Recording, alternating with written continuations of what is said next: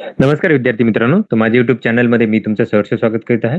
तर तुमच्यासाठी एक महत्त्वपूर्ण विषयावरती व्हिडिओ घेऊन आलो आहे. तो म्हणजे मुंबई पोलीस भरती ग्राउंडची तारीख ही प्रसिद्ध करण्यात आलेली आहे.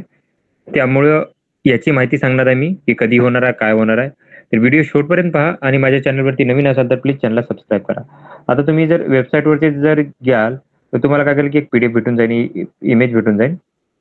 तर या इमेजमध्ये तुम्ही पाहाल, तुम्हाला दिसेल की 11 तारखेचंच हे पत्र आहे. पत्र पाठवण्यात आलेलं आहे 11 जुलैचं.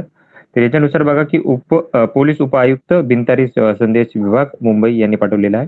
विषय बघू शकता की पोलीस भरती प्रक्रियेत मैदानी चाचणीचा आयोजनाचा समन्वय साधण्यासाठी जे बिनतारी संदेश संच कार्यान्वित करण्याबाबत आहे.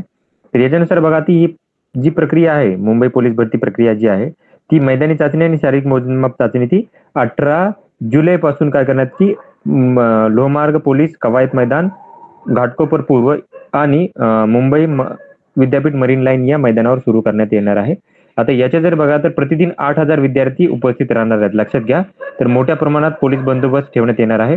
तसेच पोलीस भरती मैदानात नियोजन करण्यासाठी काय करायचं आहे की संगणक कक्ष जे आहे एस-पी ऑफिस नायगाव मुंबई इथं संच 17/7/2024 पासून कार्यान्वित करण्यात येणार आहेत.